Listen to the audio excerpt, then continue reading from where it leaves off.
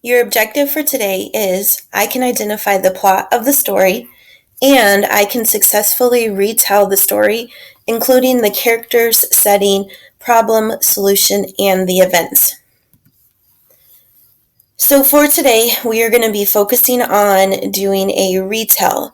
Retelling a story helps you to better understand the text that you've just read. When we do a retell, we need to remember a few things that you have to include.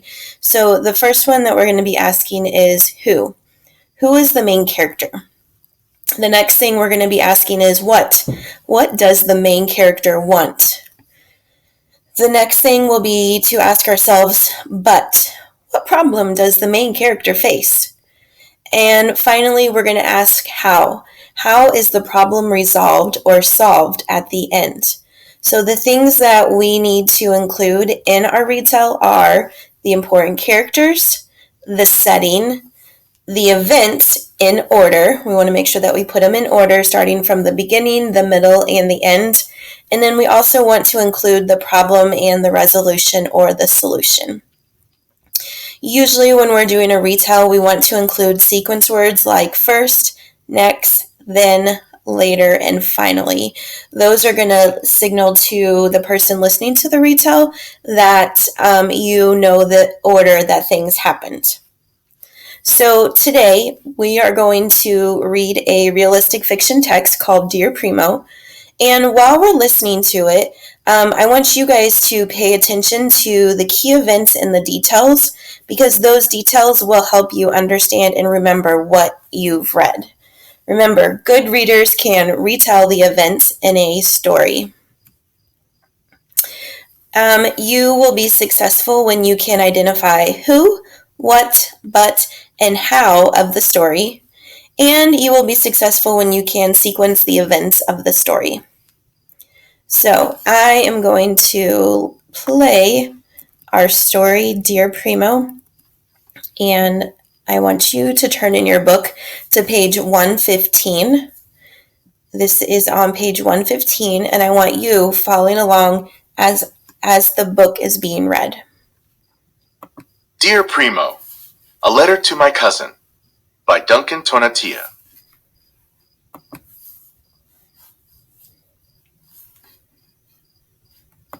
Score! I just got a letter from my primo, my cousin, Carlitos. I live in America, but he lives in Mexico, where my family is from. Maybe someday we'll meet, dear Primo Charlie. How are you? Do you wonder like me what life is like far away? I live on a farm surrounded by mountains and trees. My family grows many things such as maíz. We have a burro, pollos, and a gallo. Every morning the gallo crows and crows. Maíz, burro, gallo, pollos. So in this text, there is a text feature, a graphic feature actually. It is on the picture and it is giving some labels. So the maíz is a label for corn. The burro is a label for the Spanish word for donkey. The gallo is Spanish word for the rooster. And the pollos are the Spanish word for chickens.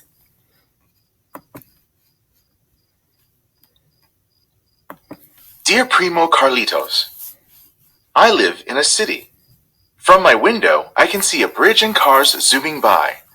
I can see skyscrapers too. Skyscrapers are buildings so tall they tickle the clouds. At night, all the lights from the city look like the stars from the sky.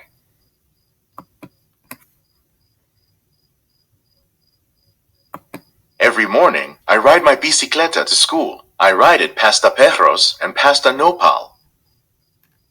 Nopal. Perros. I ride the subway to school. The subway is like a long metal snake and it travels through tunnels underground. So on this page, we have Carlitos, who rides his bike to school. And then we have his cousin who rides the subway to school. We have our Spanish words for nopal, which is cactus, and perros, which is dogs.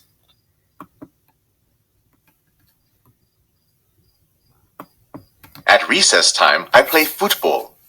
My friend passes me the ball, I kick it with my foot, and if I score, I yell, "Goal! Goal!" I play basketball. My friend dribbles the ball and passes it to me.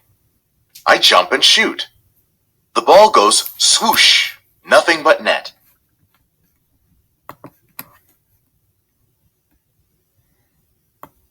When I come home from school, I help my mom cook. My favorite meal is quesadillas. I make them with cheese and tortillas. Quesadillas. Tortillas. In America, we have lots of different foods. My favorite is pizza. I like getting a slice on my way home from school.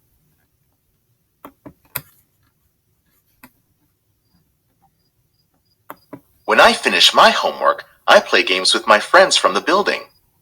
We play by the stoop and in each other's apartments too. I like going over to my friend's home to play video games. Video.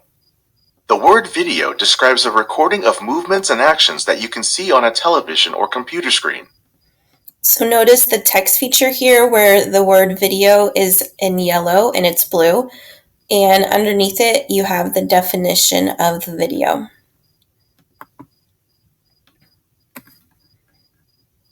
In the afternoon, it often gets hot. To cool off, I jump in a small rio that is nearby. Rio. In the summer, the city gets hot too. I like getting splashed by the fire hydrant when the firefighters open it up and close off the block. Hydrant. A hydrant is an outdoor pipe firefighters use to get water to put out fires. Block. A block is a section of a community with streets on all of its sides. So we can see that the kids are jumping in the rio. I believe rio, based on the picture, means river.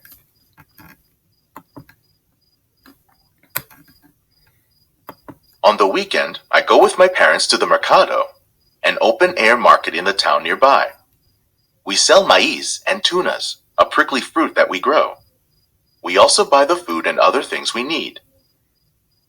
Maíz. Tunas. On the weekend, I go with my mom to the supermarket. She brings a list: milk, toothpaste, soap, and I check off the items as we put them in our cart.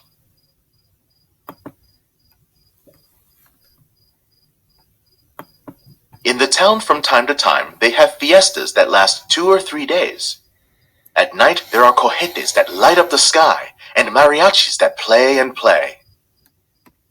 Cohetes. Mariachis. In my city, sometimes we have parades. People in costumes and uniforms march down the street, and everyone gathers around to watch. Costumes.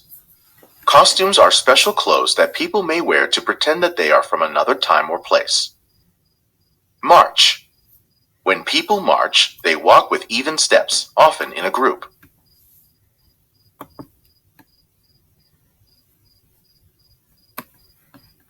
There are charros in Mexico that I wish you could see.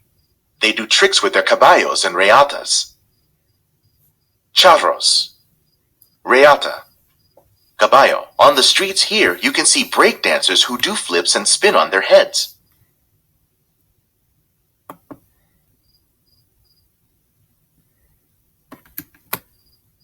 In Mexico, we have so many traditions, such as Dia de los Muertos, the Day of the Dead. It's having a tricky time playing this, so I'm going to read this. My favorite tradition is attending the December parties called posadas. At the end of each posada, there is a piñata filled with fruit and sweets. When someone breaks it, we all get to jump in.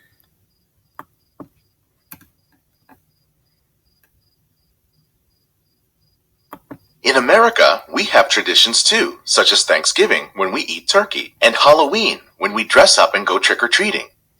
But I have to stop writing now. My mom just told me I have to brush my teeth and go to bed.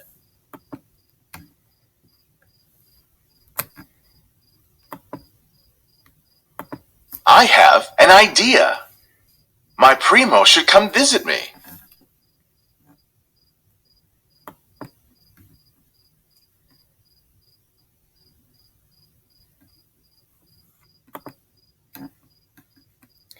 Okay, so thinking about our text that we just read, we're going to go through and sequence these events. So I'm thinking to myself about who the main character is, or in this case, there are two. There's Charlie and Carlitos are the main characters. And next, after the who, I'm going to think what. What does the main character want? Well, the main key characters, Charlie and Carlitos, they want to go and visit each other. They want to see each other. So they both want to spend time with their cousins. What is the problem facing the main character? Well, the problem is they both live in a different country. So they are describing their life to each other in their writing. And then how is the problem solved? Well, at the end of the story, the boys decide that they have an idea and that they're going to go and visit each other. So they decide that each of them should go visit the other to see how they live. You guys are going to complete the same type of questions where you're answering who, the characters, what do they want, what's the problem, and then the solution. And you're going to be completing that for the story Ice Hockey Heroes. Now, in order to get to Ice Hockey Heroes, you're going to go to the HMH website. From the Perry Resource Portal, you're going to click on HMH Textbooks. Then you're going to click on Ed. Sign in to your Google account. And at the top of the HMH dashboard, you will need to click on Assignments. Next, you will click on the Start button next to where it says Leveled Reader Ice Hockey Heroes. You are going to listen to the story, and then you're going to complete the retell on the next page in your Canvas. The next piece that you guys will be doing is to look at some of our vocabulary words. So you're going to actually listen to the definition of the vocabulary words. There are 5 of them. And then you're going to click on the Spelling City link to complete the vocabulary activities. Finally, you are going to do a fluency check for me. So fluency is what you do when you're reading. Fluency is how smoothly you're reading. And so we want to be reading at an even pace. We want to be able to say the words correctly and not have to try to sound all of the words out. So we're looking at measuring our flow, how things go. We also want to be able to read with tone. So we don't want to be just sound like a robot. My friend Mia and I composed. Okay, so we want it to flow together. So you're going to practice reading this story, The Talent Show, and you're going to read it to yourself, read it out loud a few times. When you feel like you're reading it really well, you are going to record yourself reading it out loud. It says on Flipgrid, but we are actually going to be reading it out loud on Cami. So when we read things, we want to have a good fluency or a good flow. This allows you to understand what you're reading without trying to figure out how to say the words. So you're going to reread the text because it can help you build your fluency. And then you are going to see this text in Cami, and on the left side, there is a button that you'll push for comments. When you push comments, you'll get up some different types of comments. You have text comments, you have audio comments, and you have video comments. I would like for you to record yourselves reading this text after you have practiced it a few times. If you have any questions, you're not sure about something, I will be talking to you guys in your reading group, but also email me so that I can check in with you.